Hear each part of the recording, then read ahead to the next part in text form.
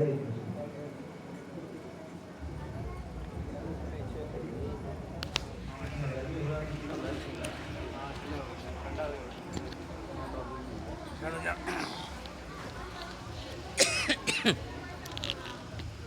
पे नेट नहीं है, वीडियो बना था।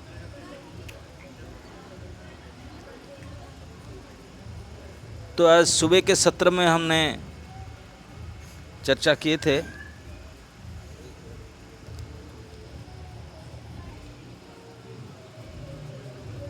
कि भरत जी आ चुके हैं अयोध्या में और स्थिति के बारे में उनको सब पता चल चुका है। राजा दशरथ जी के अंत्येष्टि संस्कार हो चुका है, उनका जो ऊर्ध्वदैहिक क्रिया वो भी पूरा हो चुका है। तो चतुर्दश दिवस के दिन राजसभा में गुरु वशिष्ठ, वामदेव, जाबाली आदि ऋषि और ब्राह्मणगण, अयोध्या के जो मान्यगण्य अतिथि, नर सेठ साहूकार, जो बड़े बड़े और भी थे, जितने वरिष्ठ मंत्री परिषदगण, सभी दशरथ जी का प्रधान सभा जो इंद्र के सुधर्मा सभा के बराबरी था, इस सभा में पधारे और उसमें श्री भरत और शत्रुघ्न को बुलाया गया। तीनों राजमाता भी आए। सभी ने पहुंच करके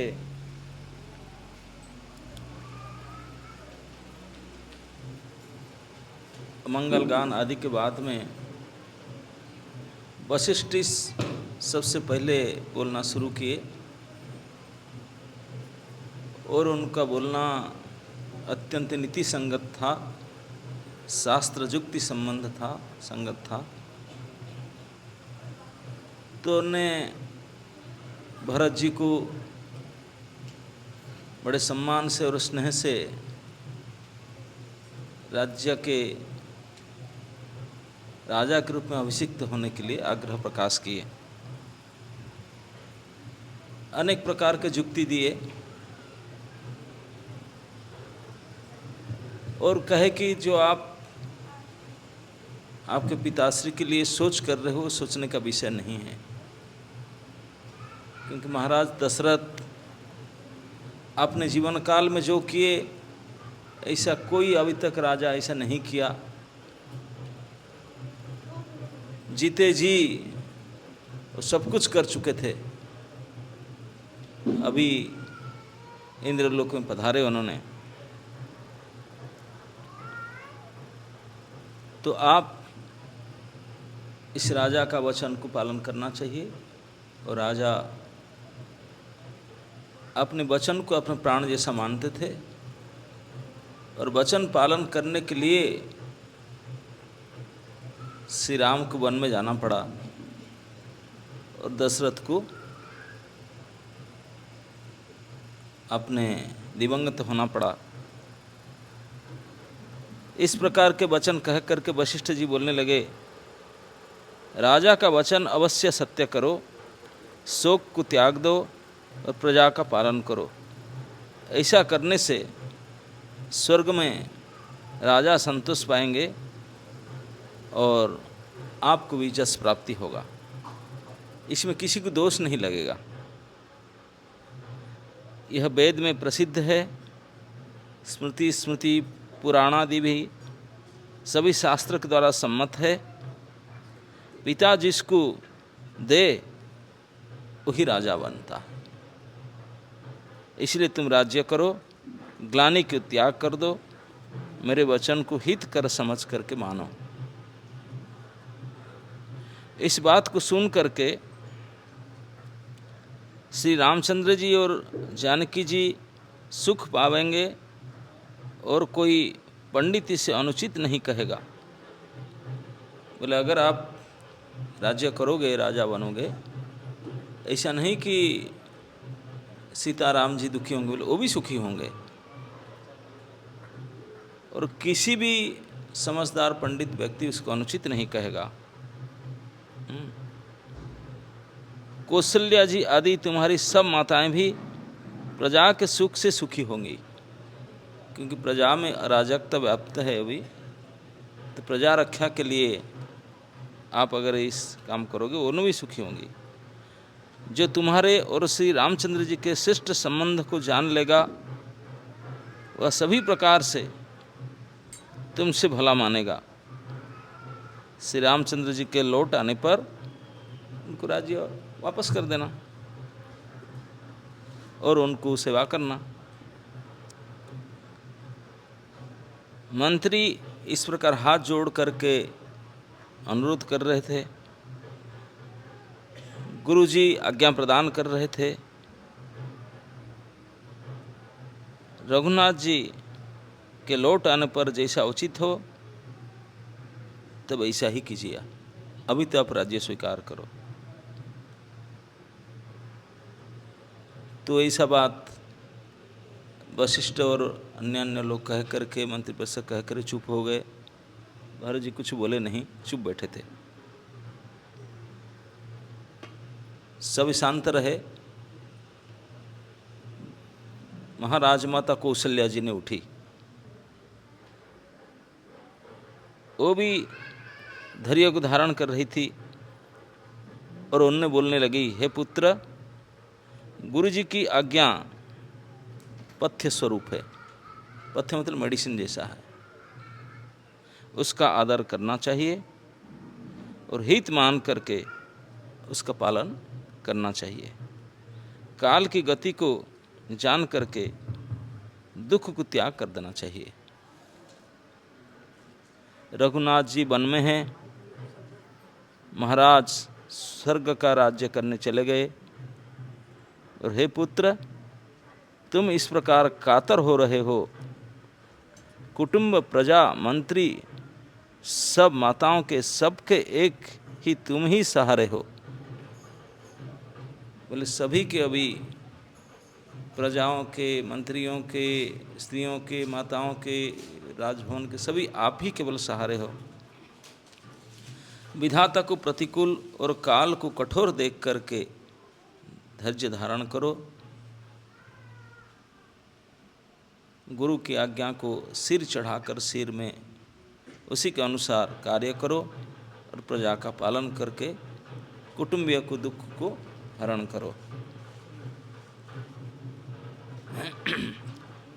भरत जी ने गुरु के वचन को, मंत्रियों के अभिनंदन को, अनुमोदन को सुना, जो उनके हृदय के लिए शीतल चंदन के समान थे।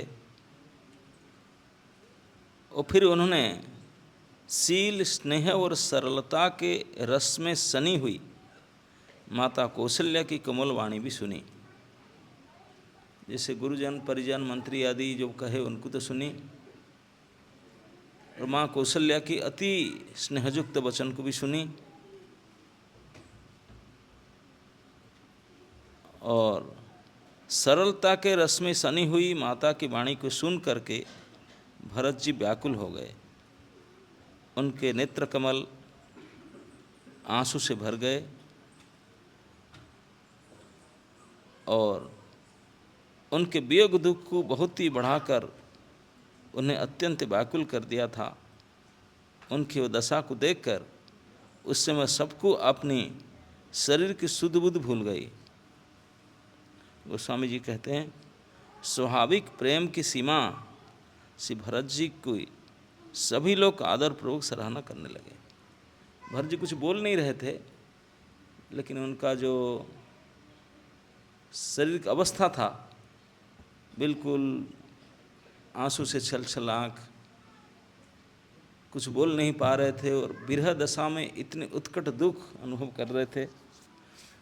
उसी को लक्ष्य करके सारे सभासद उनको प्रशंसा करने लगे।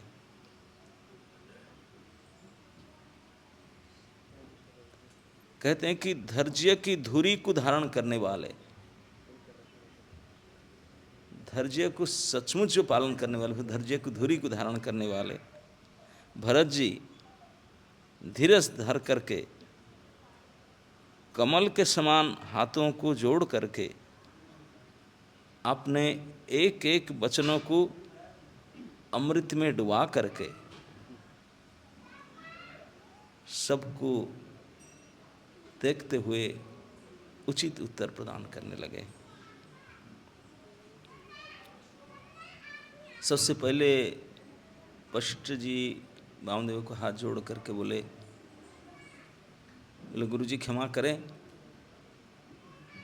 मैं आज तक जब से मैं इस कंठ से वाणी बोलना शुरू किया तब से अब तक आपको अवज्ञा कभी नहीं किया। ऐसा नहीं हो सकता कि गुरुजन बड़े जन को मैं कोई उनसे बात न मान्य किया, उनकी बात न माना, इसलिए मैं कुछ बोलने जा रहा हूँ, क्षमा करें। आप आज मुझे जो शास्त्रोचित जो उपदेश दिए, मैं कुछ उसको बारे में बोलने जा रहा हूँ, इसलिए मुझे पहले एडवांस माफ़ी मांगता हूँ। आपने मुझे सुंदर उपदेश दिया, प्रजा मंत्री आदि सभी की भी यही सम्मत है, माता ने भी उसको उचित सम्मत करके मुझे आज्ञा दी और मैं भी अवश्य उसको सिर में चढ़ाकर ऐसा ही करना चाहता तो हूँ। गुरु माता पिता स्वामी और सुहृद की वाणी सुनकर प्रसन्न मन से उसे अच्छी समझकर करना, उचित अनुचित का विचार करने से अगर उसको तुरंत मान करके नहीं किया जाए, उसमें विचार अधिक करना चाहता है करते हैं तो फिर धर्म घट जाता है और पाप बढ़ जाता है। इन लोगों का आज्ञा को सोच विचार नहीं करना चाहिए, इमीडिएट एक्शन में लेना चाहिए। किन किन का? गुरु माता पिता स्वामी और सुहृद, वो जो आप उपदेश कहे उनके फिर सोचना नहीं है, सोचेंगे करने से पहले तो आप पाप बढ़ जाएगा और धर्म घट जाएगा, उनको तुरंत पालन करना चाहिए। आप तो मुझे यही सरल शिक्षा दे रहे हैं जिसके आचरण करने में मेरा भला होगा। यद्यपि मैं इस बात को भली भांति समझता भी हूँ, तथापि मेरे हृदय को संतोष नहीं होता। मैं समझ रहा हूँ इस बात को, लेकिन मेरा हृदय संतोष नहीं होता।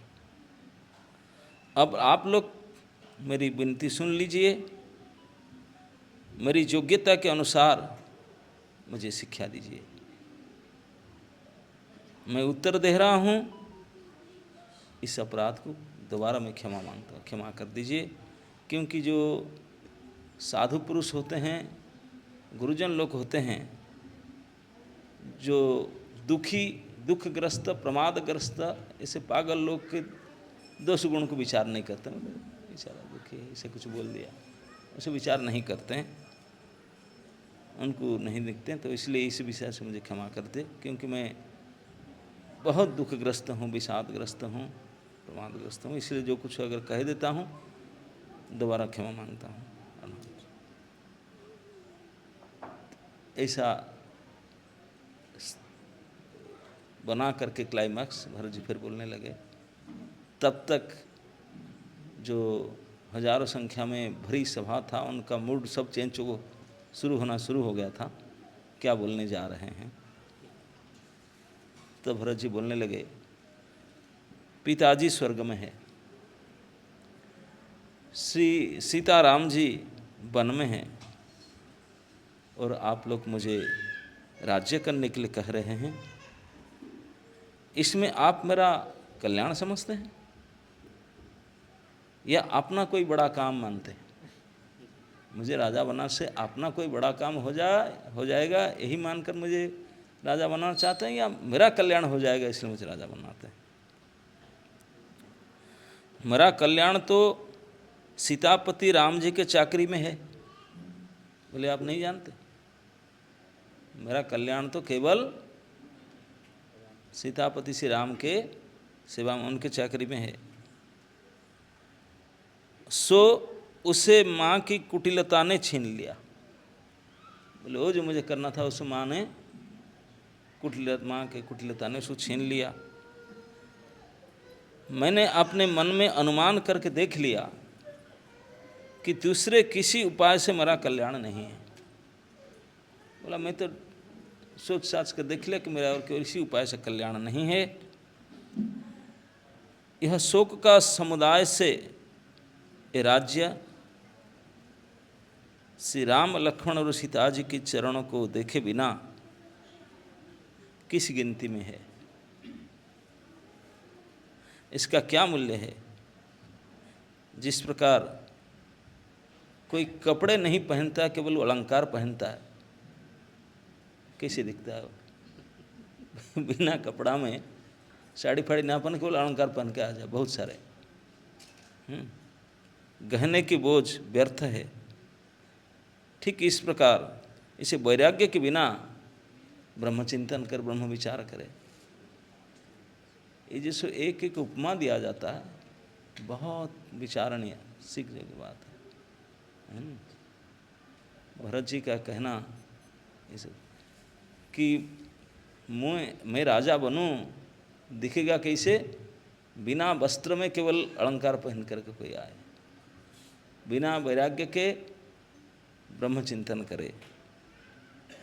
आगे कहते हैं कोई बहुत भारी रोगी है, पूरा शरीर रोगग्रस्त है, और उसको नाना प्रकार के भोग्य पदार्थ दे।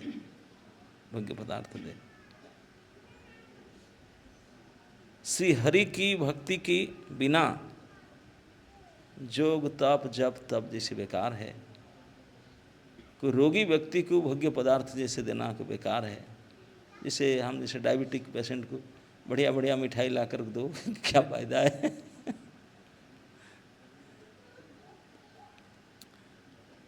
जीवन है नहीं, बड़े सुंदर शरीर है, क्या फायदा है? जीवात्मा के बिना कितने सुंदर शरीर हो, व्यर्थ है।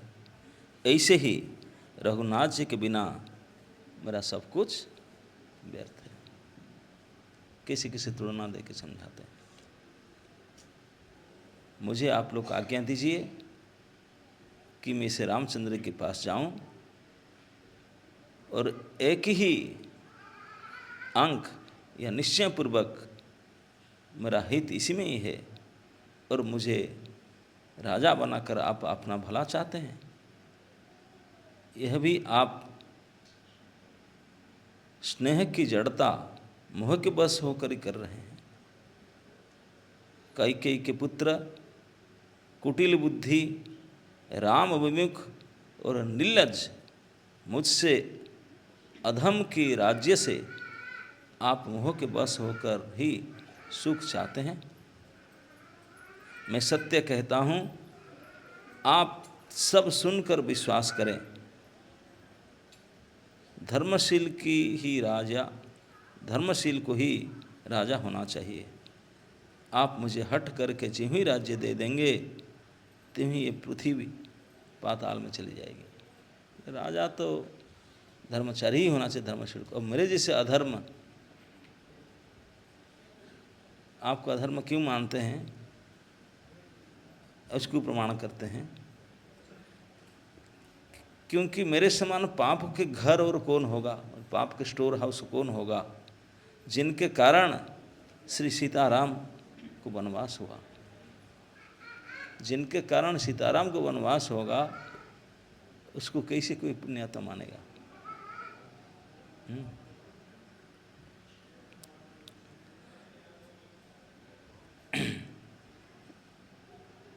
तो मेरे समान पापी को जिनके कारण श्री सीताराम को वनवास हुआ, राजा ने श्री राम को वन दिया, उसको बिछुड़ते हैं स्वयं राज्य को, स्वयं स्वर्ग को गमन किए। सीताराम को वन में जाते ही राजा भी टिक नहीं पाए, वो भी दिवंगत हो गए। इसका यही कारण है कि ये प्राण श्री राम रूपी पवित्र विषय रस में आसक्त नहीं है। बोलते हैं कि मुझे आप लोग राजा बनाते हैं, राजा बनाना चाहते हैं, इससे तो मुझे लगता है कि एक कैकेयी पुत्र पापी,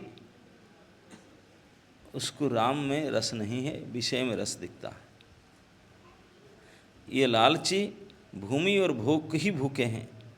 मैं अपने हृदय की कठोरता कहाँ तो कहूँ, जिसने वज्र कवि तिरस्कार कर दिया। बोलते हैं मेरे हृदय की कठोरता, वज्र उसके सामने टिक नहीं पाया, वज्र से भी ज़्यादा कठोर है।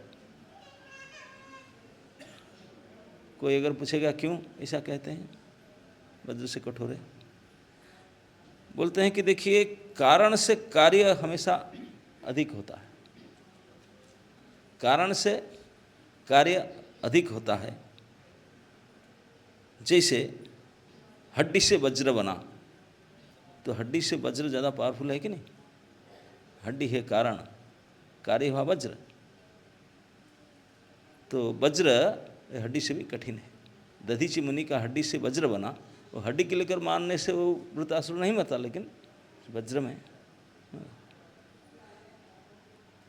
लोहा जब पहाड़ से निकलता खनिज, तो पत्थर ही मानते, लोहा पत्थर बोलते ना, लोहे के पत्थर। तो इस लोहे पत्थर से उसको प्रोसेस करके जो लोहा बना जाता है, लोहे पत्थर कारण था, उसका कार्य हुआ स्टील। बोले कठिन ज़्यादा है कि नहीं?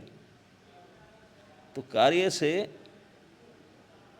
सबसे कठिन होता है कारण से। ठीक इसी प्रकार मैं आपका हाथ लागू, तो मैं कार्य हूँ, मेरा कारण है कैकेयी। कैकेयी को आप सब गाली दे रहे हैं, आप ही नहीं करके बोल रहे हैं, वो तो केवल कारण थी, मैं तो कार्य हूँ। और नीति के अनुसार कार्य जो है कारण से ज़्यादा कठोर होना चाहिए। और मेरे जैसे अभागे जब प्रिय के वियोग में भी मुझे प्राण प्रिय लगे हैं, तब भी आगे और भी क्या बहुत कुछ मैं देखूंगा सुनूंगा, पता नहीं। श्री लक्ष्मण, श्री सीता जी, श्री राम जी तो वन में गए और स्वर्ग को, राजा को, पति को भेज करके कल्याण किया, स्वयं विधवापन और अपजस लिया, और प्रजा को शोक में और संताप दिया। अपने माँ के लिए कह रहे हैं, अपने माँ के लिए कह रहे हैं कि लक्ष्मण, राम और सीता जी को वन में भेजा, पति को स्वर्ग भेजा, और इसी से बोलते हैं कि पति के कल्याण हुआ। मानती भी है, उनके कल्याण किया, स्वयं विधवा बनी, खुश है उसमें। और दुनिया भर का अपजस कमाया, प्रजाओं को, मंत्री को, परिषद को खूब शोक में रखा, शोक संताप दिया, और मुझे सुख, सुंदर जस और उत्तम जन्म दिया। कैकेयी ने सभी का काम तो बना दिया है, हमें सभी का काम बना दिया, इससे अच्छा अब मेरे लिए और क्या होगा? उस पर भी आप लोग मुझे राज तिलक पहनाना चाहते हैं, राजा बनाना चाहते हैं। कैकेयी की पेट से इस जगत में जन्म लेकर यह मेरे लिए कुछ भी अनुचित नहीं है, क्योंकि मेरे जैसे पापियों को आप ऐसे ट्रीटमेंट करेंगे। मेरी सब बात तो विधाता ने बना दी है, फिर आप उसमें पंच क्यों सहायता ना करे? मतलब आप लोग पंचायत करके सहायता क्यों नहीं करें? विधाता ने सब किया है मेरे लिए। अब एक उनको उदाहरण बताते हैं। बोलते हैं जैसे कोई व्यक्ति को बहुत बुरी ग्रह लगा है, कुग्रह, राहु केतु दोनों ही लगा है। ज्योतिष ने देखा, बोला बड़ा खराब समय है, राहु भी केतु भी दोनों लगे हैं, बुरी ग्रह लगा है। और ऊपर से कोई पिशाच सवार हो गया। पिशाच जानते ना, घोस्टली हंटेड, कोई भूत प्रेत, भूत पिशाच आ गया, पिशाच सवार हो गया, और उसके ऊपर वायु रोग से ग्रस्त है। पहले तो ग्रह बाधा, फिर उसके बाद पिशाच ग्रस्त है, भूत सवार हो गया, फिर भीषण वायु रोग से पीड़ित है। और इस अवस्था में इसको एक बड़े जो विषक्त बिच्छू आकर काट दिया। बिच्छू ने डंक मारा, बड़े भयंकर कठोर बिच्छू ने डंक मार दिया, और वो क्या कराहा कर रहा है। और आप लोग ने आहा कितने कष्ट पा रहा है, कैसे उसका कल्याण करे, उत्कट मदिरा लाके पी लो, ठीक हो जाओ। इस प्रकार से मेरे इस प्रकार की स्थिति से आप मुझे रास लग दे रहे हैं और उससे मेरा कल्याण होगा। सोचने लायक बात भरत जी का। जब उसे सुन रहे थे वो बिल्कुल निस्तब्ध होकर सुन रहे थे, क्योंकि आगे कहे ना, कैकेयी के पुत्र सीताराम वन में गए, पिताजी स्वर्ग में गए, प्रजा राज्य शोक पीड़ित है, पूरा उजड़े हुए हैं, श्रीहीन है। इसको ये अपने ऊपर से तुलाते हैं कि बुरी ग्रह लगे, पिशाचग्रस्त हो, भयंकर वायु रोग से पीड़ित हो, और ऊपर से आकर कभी अभी फ्रेश बिच्छू ने डंक मारा, और इस तरह से चित्कार कर रहा है, रो रहा है, और आप उनका कल्याण करने के लिए शराब पिला दे, बोले रो ठीक हो जा। एक कष्ट से छूटने के लिए यही उपाय दे रहे हैं। कैकेयी के लड़के के लिए संसार में जो कुछ योग्य था, चतुर विधाता ने मुझे वो सब दे दिया, लेकिन पता नहीं ये गड़बड़ी क्यों किया। दशरथ जी के पुत्र और राम के छोटा भाई क्यों बनाया मुझे, ये तो गड़बड़ी है। बाकी सब तो फिटिंग किया मेरे लिए, लेकिन ये दोनों पोस्ट मुझे क्यों दिया, ये बेकार व्यर्थ ही दिया मुझे, मैं इसके लायक नहीं। राम जी के छोटा भाई बनाया, दशरथ जी के पुत्र बनाया, बना कर कोई फायदा तो है नहीं, बेकार गया। आप सब लोग भी मुझे टीका करने, राज तिलक करने के लिए कह रहे हैं। राजा की आज्ञा सभी के लिए अच्छी है, मैं किस किस को किस किस प्रकार से उत्तर दूं, जिसकी जैसे रुचि हो आप लोग सुखपूर्वक मुझे वही कहिए। मेरी कुमाता कैकेयी समेत मुझे छोड़कर कहिए, और कौन कहेगा कि यह काम अच्छा किया गया। बोलते मेरे कुमाता कैकेयी की छोड़ कर के बाकी कौन कहेगा। जड़ चेतन जगत में मेरे सिवा और कौन है जिसको श्री सीताराम जी प्राण के समान प्रिय नहीं है। केवल मेरी माँ और मुझे छोड़ करके किसकी सीताराम प्रिय नहीं है, बताए आप लोग। जो परम हानि है उसी में सबको बड़ा लाभ दिख रहा है। मेरा बुरा दिन है, किसी का दोष नहीं। आप सब जो कुछ कहते हैं सो सब उचित ही है, क्योंकि आप लोग संशयशील और प्रेम के बस हैं। श्री रामचंद्र जी की माता बहुत ही सरल हृदय है और मुझ पर उनका विशेष प्रेम है, इसलिए मेरी दीनता को देख करके स्वाभाविक स्नेहवश ही मुझे ऐसा कह रही है। और गुरुजी तो ज्ञान के समुद्र हैं, इस बात को सारा जगत भी जानता है। जिनके लिए विश्व हथेली पर रखे हुए एक बैर के समान विश्व के लिए इतने ज्ञानी है, वे भी मेरे लिए राज तिलक का सात समन सजा रहे हैं। क्या कहूँ, विधाता जब विपरीत होने पर सबका बुद्धि विपरीत हो जाता है। श्री रामचंद्र जी और सीता जी को छोड़कर जगत में कोई यह नहीं कहेगा कि इस अनर्थ में मेरी सम्मति नहीं है। मैं इसे सुखपूर्वक सुनूंगा और सहूँगा, क्योंकि जहाँ पानी होता है वहाँ कीचड़ भी तो होता है। मुझे इसका डर नहीं है कि जगत मुझे बुरा कहेगा। मेरे जैसे हतभागा को कोई बुरा कहे, मैं तो सहन करूँगा, मुझे डर नहीं उसको। जगत मुझे बुरा कहेगा या मुझे परलोक का ही सोच है, यह लोक में मुझे अपमानित करेंगे, परलोक में मेरा भी दुख होगा, इसके लिए मुझे कोई सोचा नहीं।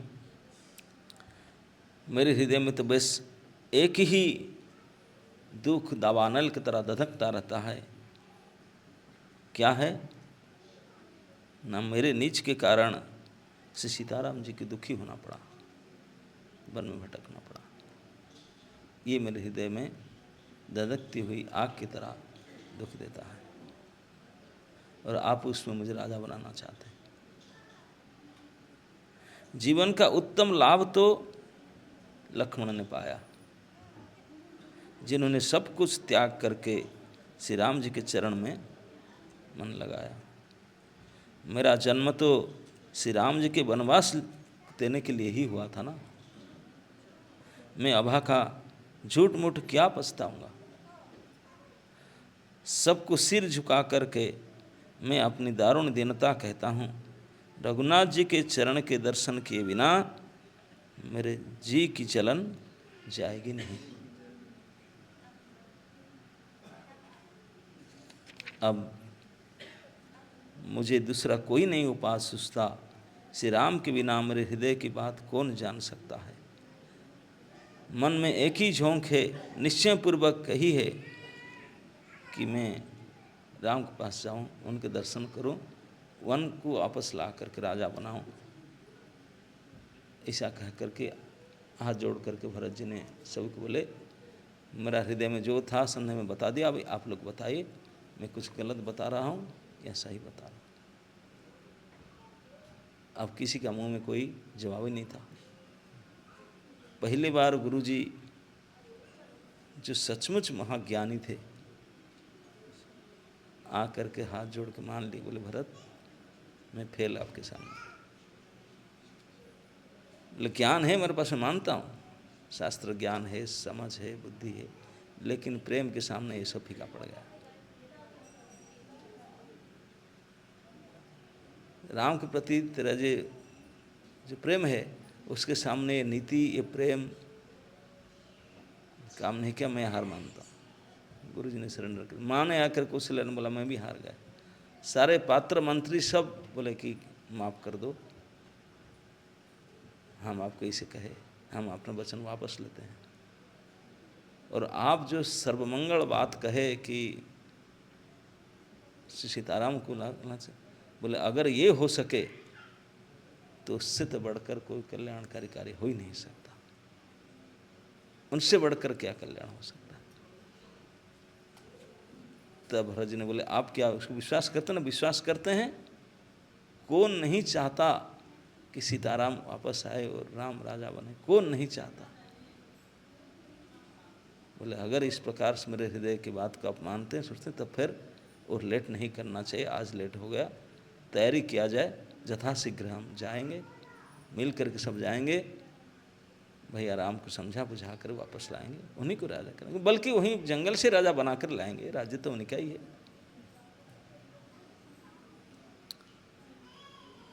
तो बिना कोई सर्वसम्मति से वो मीटिंग पास हो गया। बोले यस विल डू दैट। सब खुश हो गए, बोले चले। तब भरत जी ने बोले सभी निकले, बोले सब जाएंगे। और ये तो 2-3 आदमी नहीं है कि वनवास में चले जाएंगे बलकर पहन करके, ये तो पूरे राज्य ही चल पड़ेगा। अयोध्यावासी बोले हम भी जाएंगे। राजा मंत्री पारिषद राजमाता सभी बोले हम जाएंगे, ब्राह्मणगण सब बोले हम जाएंगे। तो जाने के लिए रोड तो बनाना पड़ेगा ना। तो भरत जी ने बोले आने से पहले पहले रोड बनाया जाए, पूरे गंगा तट तक अयोध्या से हाई रोड बनाया गया है ना,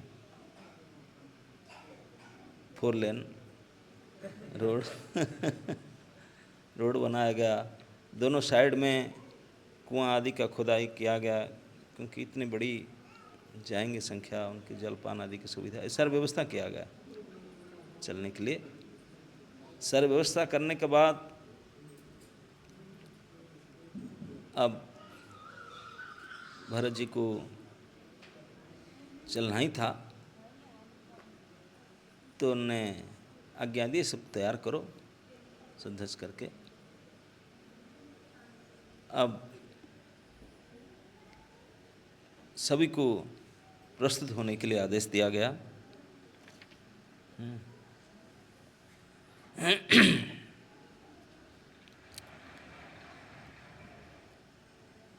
और सबसे दूसरे दिन से सज धज करके सबसे आगे गुरु वशिष्ठ अरुंधति के साथ सब तैयार हो जाने के लिए। कहते हैं कि भरत जी ने ये भी सोचे कि बोले सभी लोग अपने आप में चाहते हैं कि हम चलेंगे, किसी को बोलते नहीं नहीं तुम रुक जाओ, घर में कोई नहीं है, तो सोचता मैं क्यों रुकूं, आप रुको। कोई रुकना नहीं चाहते, कोई रुकना चाहिए। बोलते कि चोरी चोर भी नहीं रुकना चाहता, बोले मैं भी जाऊंगा। बोले चोरी कौन करेगा? चोरी जो करने वाला वही बोलता है नहीं नहीं मैं भी जंगल में चलूंगा, सीताराम के दर्शन करके आऊंगा। तो कोई नहीं रहना चाहता। जब इसी स्थिति आप भरत जी ने बोले नहीं, बोले मैं भी श्री राम का हूँ, ये राज्य भी श्री राम का है, मेरा नहीं है। तो उनके संपत्ति को उनके एब्सेंस में मैं अगर नेग्लेक्ट किया तो दोष मुझे लगेगा, क्योंकि राज्य तो मेरा नहीं, राज संपत्ति मेरा नहीं है, सब कुछ उनका है। अभी वो है नहीं, अब मैं इसको अगर देखभाल ना करूं तो मेरा दोष है। दूसरे की संपत्ति की मैं नेग्लेक्ट किया तो दोष लगेगा, इसलिए मैं इसे नहीं जा सकता।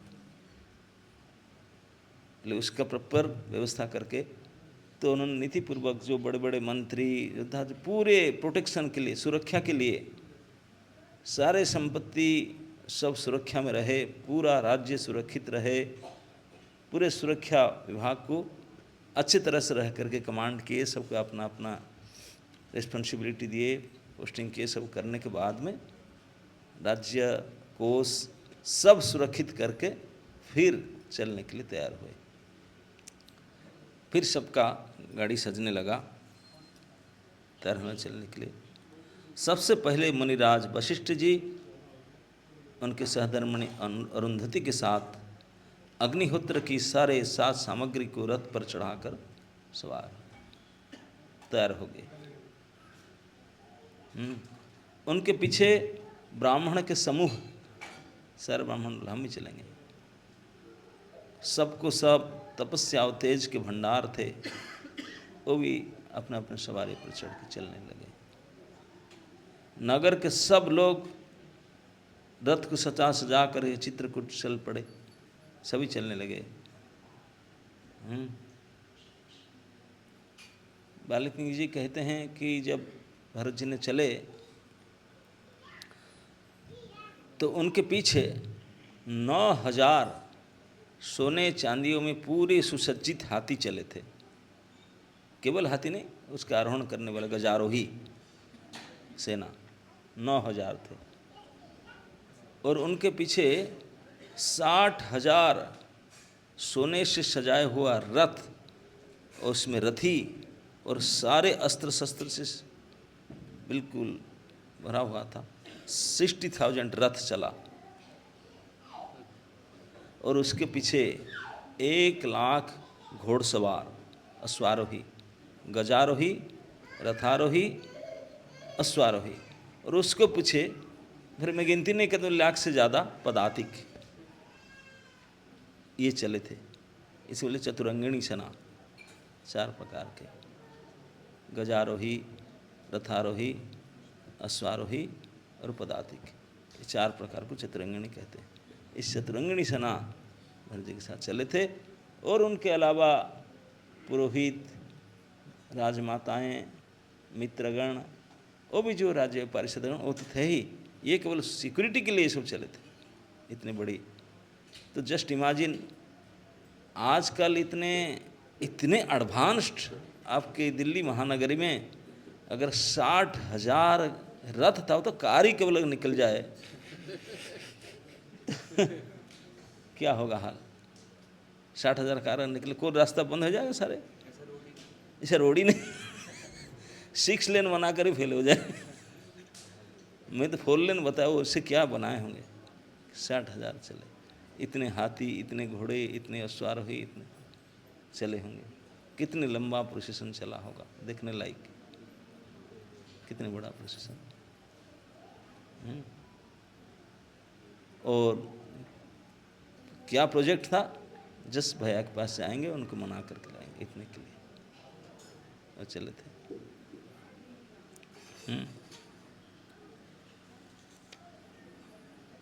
लेकिन वो सभी चले, भरत और शत्रुघ्न पैदल में चल के चलने लगे, बाकी सब अपना अपने बैठे सब चले थे।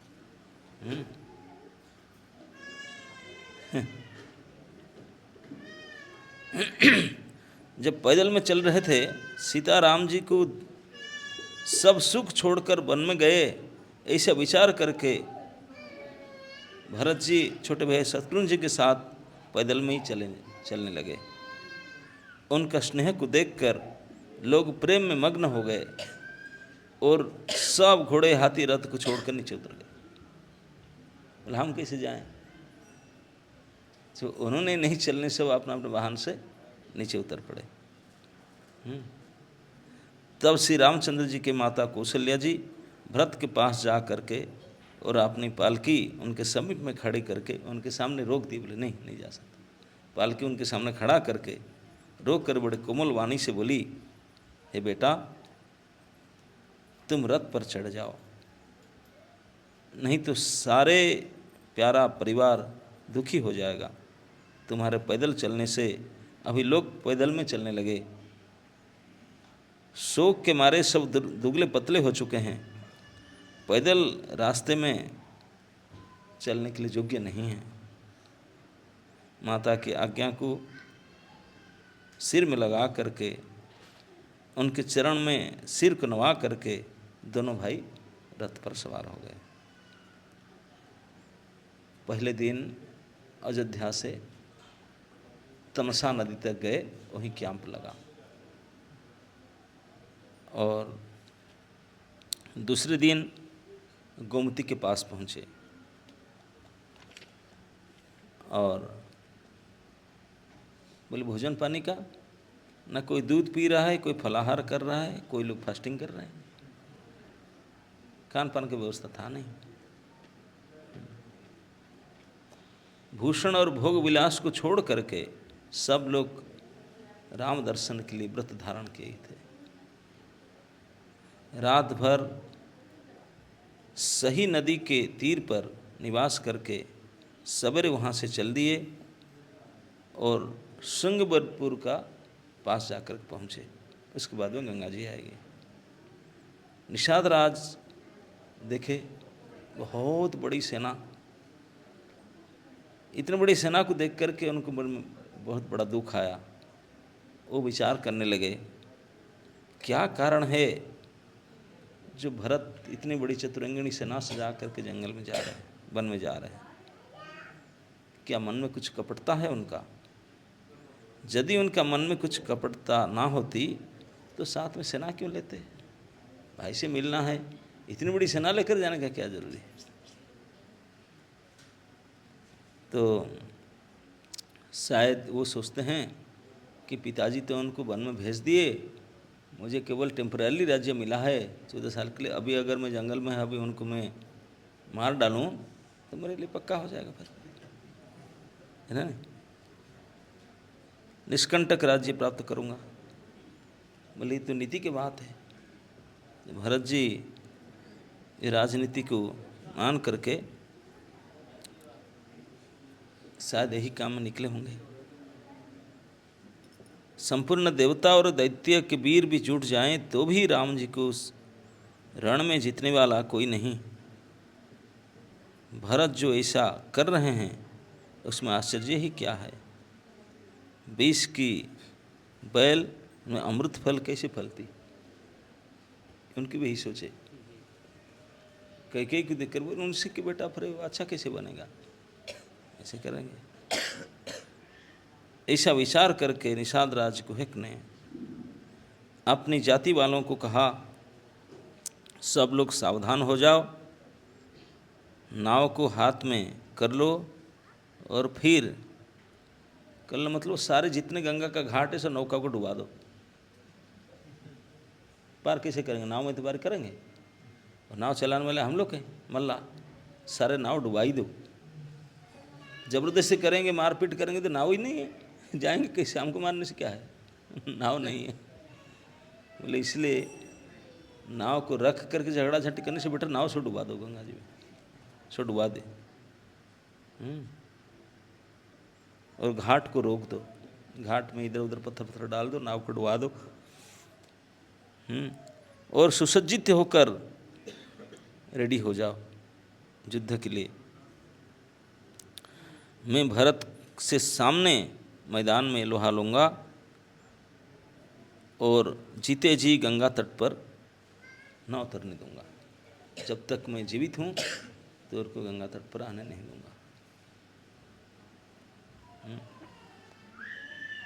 युद्ध में मरण, फिर गंगा जी के तट, सो राम जी का काम। इस क्षणभंगुर शरीर जो चाहे जब नाश तो होगा ही, लेकिन भरत श्री राम जी के भाई और राजा, उनके हाथ से मरना और ये नीच सेवक, ये बड़े भाग्य से ऐसी मृत्यु मिलती। समझ में आया क्या निषाद राजन सोच रहा है? बोलता मैं तो कभी जीत नहीं सकता, है तो निश्चित है, भरत जैसे महावीर सनाजित नहीं, लेकिन मैं लड़ूंगा मरते दब तक। बोले अगर मरूंगा, बोला आज नहीं काल तो मरना ही था मुझे, लेकिन ऐसे अच्छा मृत्यु मुझे मिलेगा क्या? बोला एक तो गंगा जी के तट है, दूसरा युद्ध में मरना बहुत उद्दगति होता है ना। ये शास्त्र कहता है जो युद्ध में पीठ न दिखाकर मरता है, सम्मुख युद्ध में निश्चित रूप से ऊर्ध्वगति प्राप्त होता है। एक युद्ध में मरूंगा, फिर गंगा जी के तट, और क्यों युद्ध में मरूंगा? राम जी के लिए, युद्ध भी राम जी के काम के लिए, और अगर मरूंगा तो राम जी के भाई के हाथ से मरूंगा।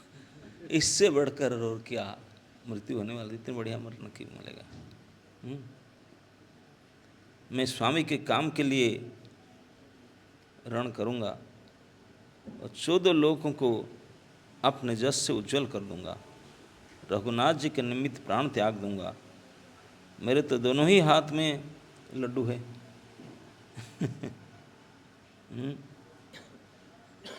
अगर जीत गया तो राम के लिए जीता जस मिलेगा, मारा गया तो राम जी की सेवा के लिए मरा, तो दोनों ही हाथ में लड्डू है।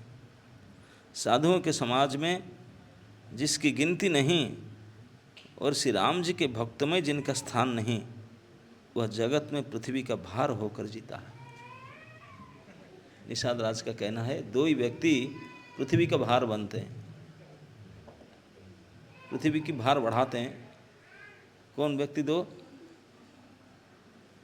बोलते हैं जिनका सबसे पहले भार, जो साधुओं नहीं बना, साधु समाज में जिनका गिनती नहीं है, साधु समाज में जिनकी गिनती नहीं, और श्री राम जी के भक्त में जिनका स्थान नहीं, ये दो प्रकार के लोग इस भूमि के भार हैं, धरती के भार। अगर जो धरती के भार नहीं बनना चाहते हैं तो उनको क्या करना चाहिए? साधु बनना चाहिए और राम की भक्ति बनना चाहिए, नहीं तो धरती के लिए भार है।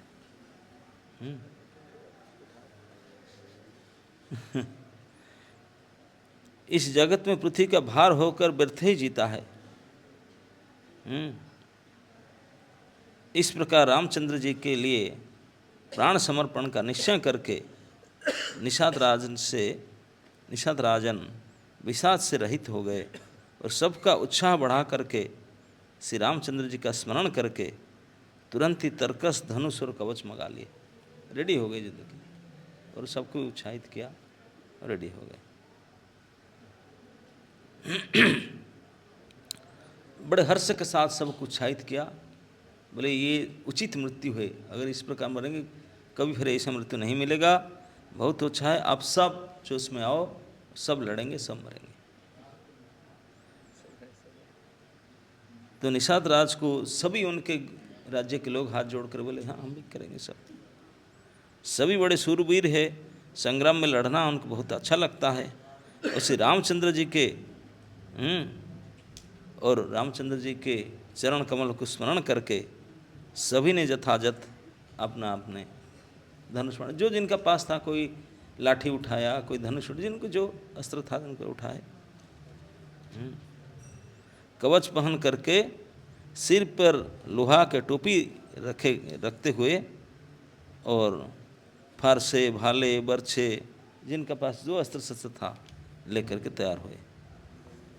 अपना अपना साज सामान को लेकर के जब निषाद राज को प्रणाम करके युद्ध के लिए अपना अपना मोर्चा बना रहे थे, तो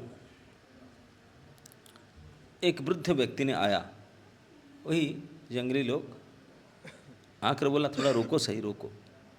वो जो वुमेन्स होता ना, क्या बोलते हैं उसको, अपशकुन का ज्ञाता था वो वृद्ध व्यक्ति। वो आकर के बोला देखो मुझे कुछ ऐसे शकुन दिखता है, मुझे कुछ उल्टा लगता है, आप ऐसे बिना मतलब के ऐसे मत करो ना। क्या ना, मुझे लगता है कि भरत जी को पहले समझो, ला करके अधीर मत हो। श्री रामचंद्र जी की प्रताप से और आपके बल से हम लोग भरत की सेना को बिना वीर और बिना छोड़ घोड़े की कर देंगे।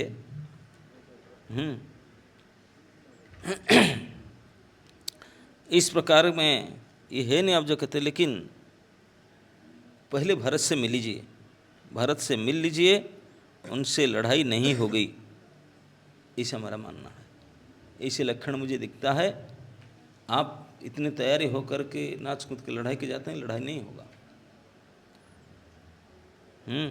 शकुन ऐसा कह रहा है कि उनसे विरोध होगा ही नहीं। यह सुनकर निषाद राज ने विचार किया, ये वृद्ध व्यक्ति ठीक कह रहा है, जल्दी में बिना विचार किए काम करना मूर्खता है। पहले भरत जी को परख लिया जाए, उनकी शील स्वभाव को क्या है, थोड़ा परख लिया जाए, फिर काम करेंगे। अतः हे वीरो, बोले आप लोग वेट करो, तुम लोग इकट्ठे होकर घाट को रोको, मैं जाकर भरत जी को मिलकर उनका भेद लेता हूँ, पता लगता हूँ क्या घटना है। सही बात, भेद लेना चाहिए। उनका भाव मित्र का है या शत्रु का है, क्या है, या उदासीनता का, जानकर मैं फिर ऐसे प्रबंध करेंगे। तो कैसे जानेंगे? मतलब जाकर उनके पास जाकर बातचीत करके पता लगाएंगे। तो इसलिए उन्होंने भरत जी को मिलने के लिए निकले और नाना प्रकार से भेंट द्रव्य, बोल खाली हाथ में कैसे जाऊंगा, वन्य द्रव्य से वनस्पति, औषधि, फल मूल, नाना प्रकार के भेंट द्रव्य इकट्ठा किए, अच्छे अच्छे करके निकले।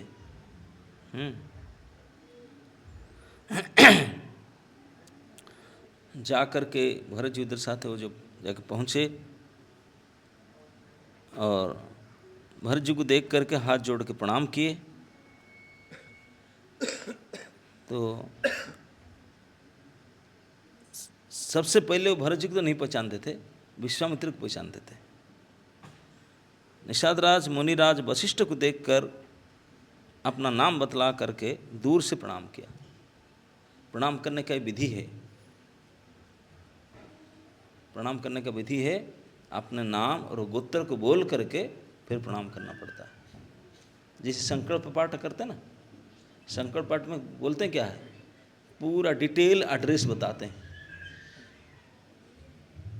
लोकेशन शेयर करते हैं सारे, गंगा जी के इस तट पर, मेरू के उस तट पर, इसी घर के लैंडमार्क सब देते हैं, मैं कहाँ हूँ, मेरा नाम क्या है, मेरा गोत्र क्या है, किस काम के लिए, सारे संकल्प। तो इस प्रकार प्रणाम करने का विधि यही है, जो प्रणाम करता है उनको अपने नाम में अमक गोत्रीय अमक वंशीय, इसका मतलब आपको प्रणाम कर रहा हूँ या कर रही हूँ, कृपा करके स्वीकार कर। ऐसे कह करके जैसे सुन पावे फिर प्रणाम करना चाहिए, प्रणाम की विधि।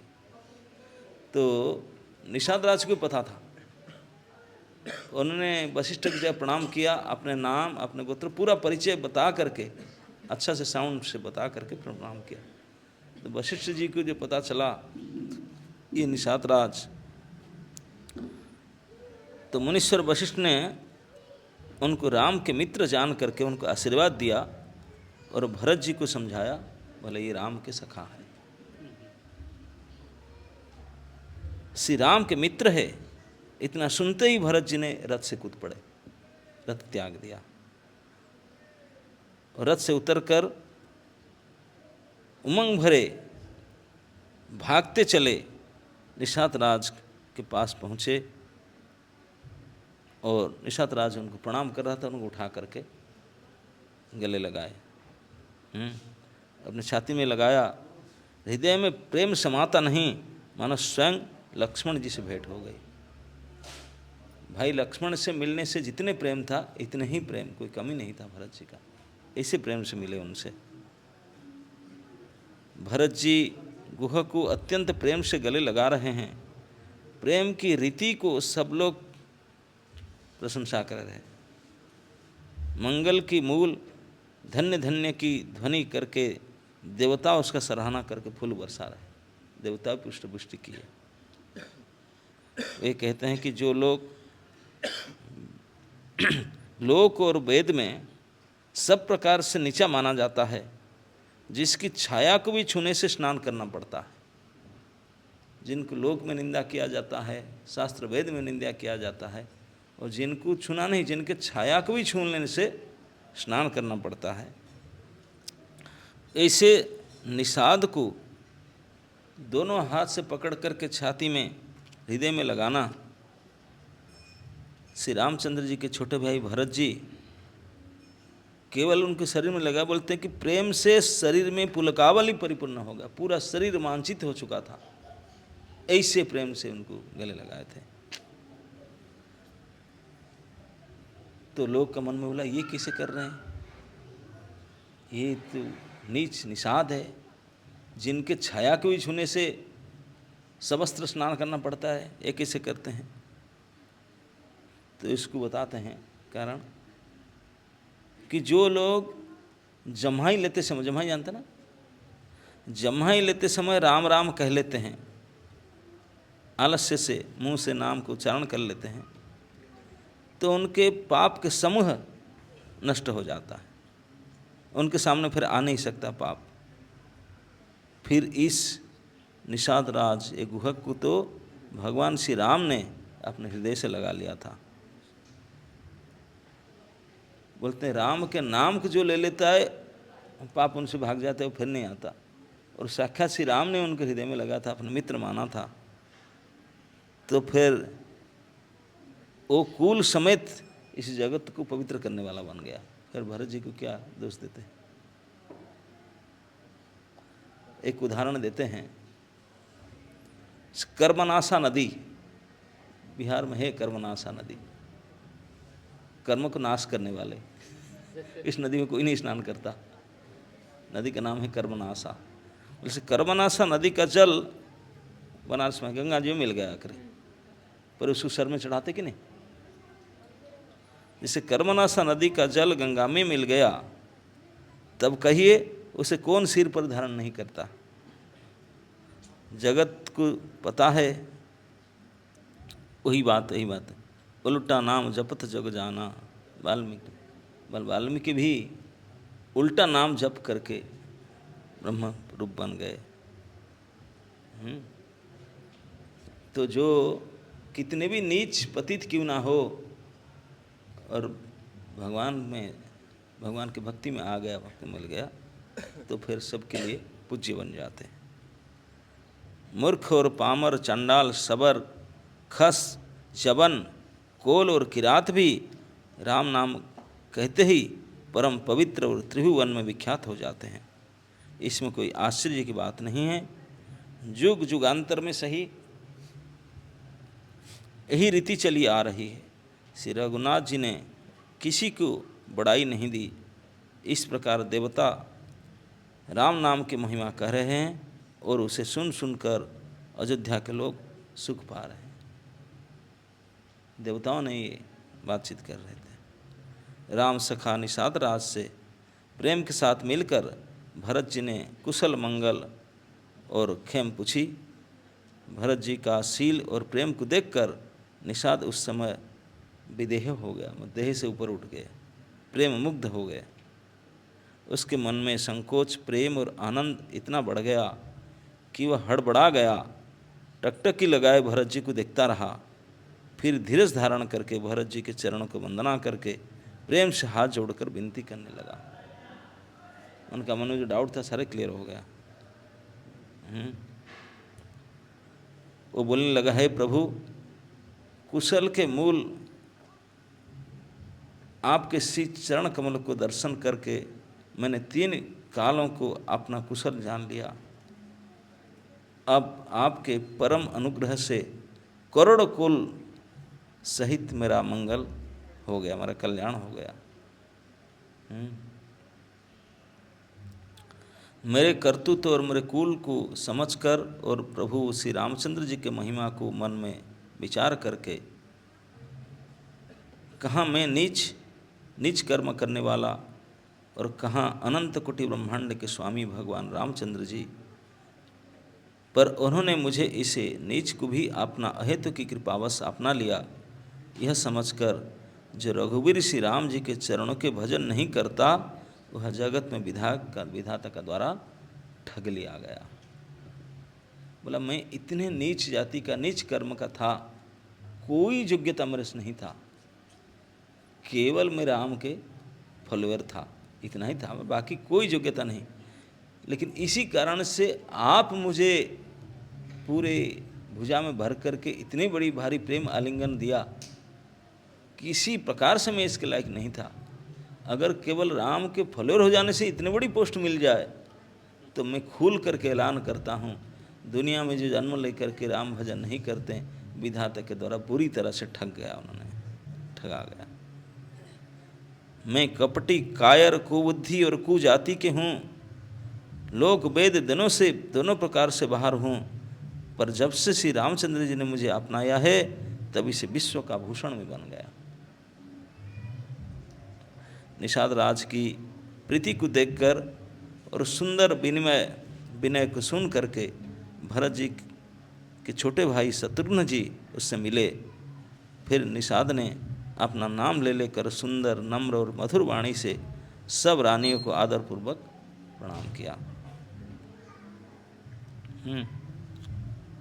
और सभी से आशीर्वाद प्राप्त किया। सभी कहते हैं कि जीवन का लाभ तो इसी ने पाया, सब ने फायदा तो इसी ने लिया है। जिसे कल्याण पुरुष रामचंद्र जी ने अपने भुजाओं में लगाए थे। निषाद अपने भाग्य की बड़ाई सुन करके मन में आनंदित होकर सबके साथ चलने लगे। उसने अपने सेवकों को इशारा से कह दिया कि ये स्वामी का रुख पाकर चलें, और उन्होंने घरों में वृक्षों से नीचे, तालाब पर तथा बगीचों में और जंगल में ठहरने के लिए स्थान बना दिया जाए। अब खबर भेज दिया कि भाई ये बिल्कुल हम जो सोचे थे बिल्कुल उल्टा है, इतने लोग रहेंगे, सब रहने के लिए व्यवस्था करो। जंगल में, तालाब के पास, नदी के पास, पहाड़ में इतने लोग कहाँ रहेंगे अपने पास, इतने गेस्ट हाउस तो है नहीं, अकोमोडेशन इंचार्ज व्यवस्था करे। भरत जी ने जब श्रृंगबेरपुर को देखा तब उनके सब अंग प्रेम के कारण शिथिल हो गए। वे निषाद के कंधे पर हाथ रखकर बोले, मानो प्रेम शरीर धारण किए हुए हो, प्रेम ही शरीर धारण कर लिए हैं। इस प्रकार भरत जी ने जब सेना को साथ में लिए हुए जगत को पवित्र करने वाली गंगा जी के दर्शन किए, श्री राम घाट को, जहाँ श्री राम जी ने स्नान संध्या की थी, प्रणाम किया उनका मन इतना आनंद मग्न हो गया मानो उन्हें स्वयं राम जी से मिले। यह राम जी जहाँ स्नान किए थे इसी घाट को देख करके उनको लगा कि मैं राम जी से मिल गया, इतनी प्रसन्नता। नगर के नर नारी प्रणाम कर रहे हैं, गंगा जी के ब्रह्मरूप जल को देख करके आनंदित हो रहे हैं। गंगा जी में स्नान कर हाथ जोड़कर सब वहीं वर मांगते हैं कि रामचंद्र जी के चरण में हमारा प्रेम कभी कम ना रहे, कम ना हो, अधिक से अधिक हो। भरत जी ने कहा, हे गंगा माते, आपकी रज सबको सुख देने वाली तथा सेवक के लिए ही कामधेनु ही है। मैं हाथ जोड़कर यही वरदान मांगता हूँ कि सीताराम जी के चरण में मेरा स्वाभाविक प्रेम हो। इस प्रकार भरत जी स्नान करके और गुरु जी की आज्ञा पा करके यह जानकर कि सब माताएं अब स्नान कर चुकी हैं, डेरा उठा ले चले। स्नान टान कर फिर वहाँ से गंगा तट से चले।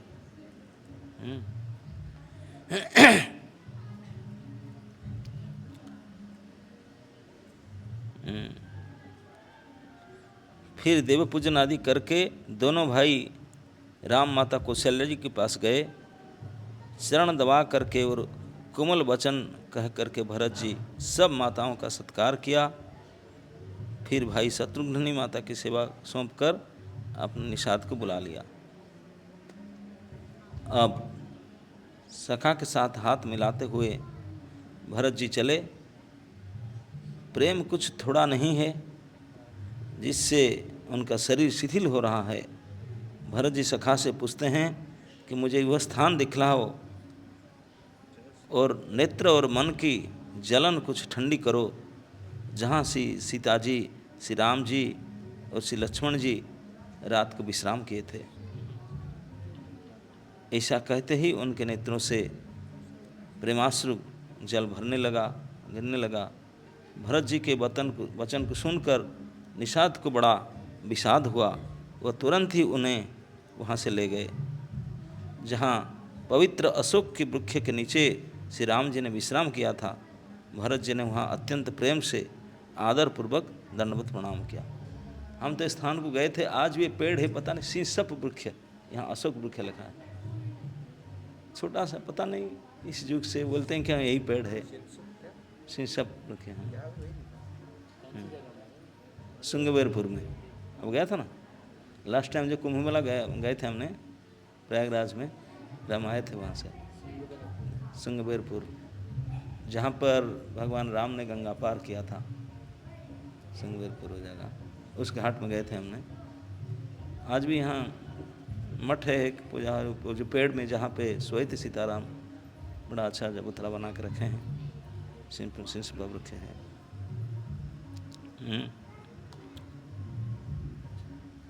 तो वहाँ भरत जी ने प्रणाम किए। कुश की सुंदर साथरी देख करके उनकी प्रदक्षिणा की। कुश आसन लगा गया था, घास फूस बिछाए थे, उसमें शयन के थे, बेड लगा हुआ था अभी तक भी। तो उनको प्रणाम किए, प्रदक्षिणा किए, मन परिक्रमा किए। श्री रामचंद्र जी के चरण चिन्ह के रज आँखों में लगाई, आँख में लगाए, सर में नहीं। रामचरण धूल को आँख में लगाए। और प्रेम की अधिकता और बढ़ गई उनका। भरत जी ने 2-4 स्वर्ण बिंदु सोने के समान यहाँ कुछ रो पड़े, सीता जी के समान समझकर सिर पर रख लिया। उनके नेत्र प्रेमाश्रु के जल में भरे हैं, हृदय में ग्लानि भरी है। वे सखा से सुंदर वाणी से बोलने लगे, ये स्वर्ण के कण या तो तारे सी भरत सीता जी की विरह से ऐसे एवं कांतिहीन हो रहे हैं। तो मतलब जहाँ पे से सीताराम रात विश्राम किए थे, वहाँ पहुँच करके उन्हें शोक प्रकट कर रहे हैं। बोल रहे हैं कि सूर्य वंश के राजा हैं, कैसा बेड में कैसे कैसे सोने वाले थे, बेडरूम उनका, लेकिन अब क्या, कहाँ किस प्रकार सो रहे हैं। और प्रभु श्री रघुनाथ जी जिनके प्राणनाथ है, जो इतने बड़े हैं कि जो कोई भी बड़ा होता है वह श्री रामचंद्र जी के बड़ाई से ही होता है। उन श्रेष्ठ प्रतिव्रता स्त्रियों में शिरोमणि श्री सीता जी इस कुश सज्जा पर सोए थे। मेरा हृदय फट क्यों नहीं जाता? क्या मेरे हृदय वज्रों से भी ज़्यादा कठोर है? इस प्रकार उस स्थान के बारे में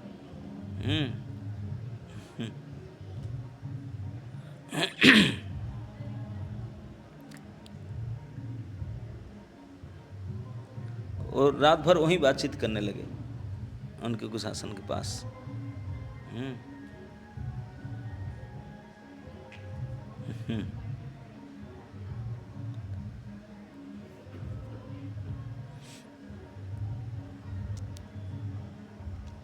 उनके विलाप को सुन करके निषाद राज उनको प्रेम पूर्वक समझाने लगे, आप व्यर्थ विषाद किस लिए करते हैं?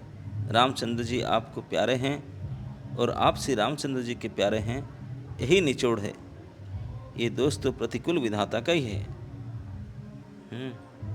प्रतिकूल विधाता की करनी बड़ी कठोर है, जिसने माता कैकेयी बावली बना दिया गया। उस रात को प्रभु श्री रामचंद्र जी के बारे में आदरपूर्वक आपकी बड़ी सराहना करते थे। तो निषाद राजा ने बोला भगवान जब वहाँ रेस्ट कर रहे थे, बोला श्री राम भी आपके बारे में सराहना करते थे, कहते थे।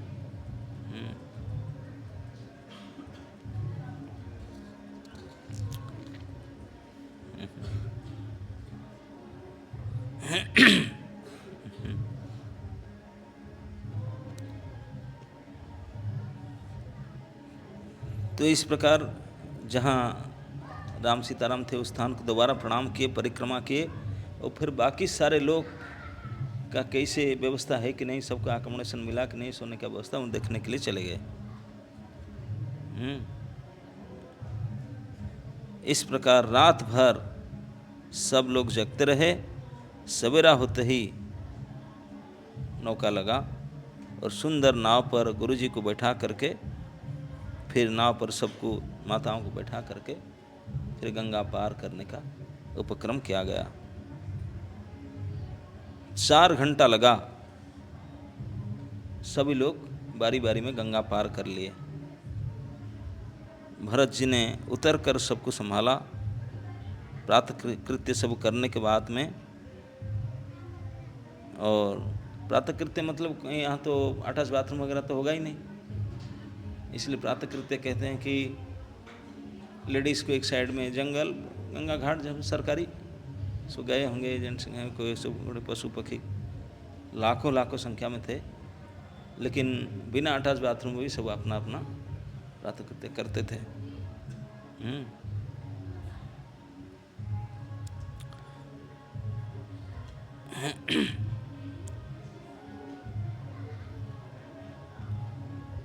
निषाद राज को और कई लोगों को आगे करके, सब बीच में सबको करके, सबसे पीछे भरत जी गंगा को प्रणाम करके और सीताराम को स्मरण करते हुए फिर वहाँ से पैदल चले, और वहाँ से रथ में नहीं चले।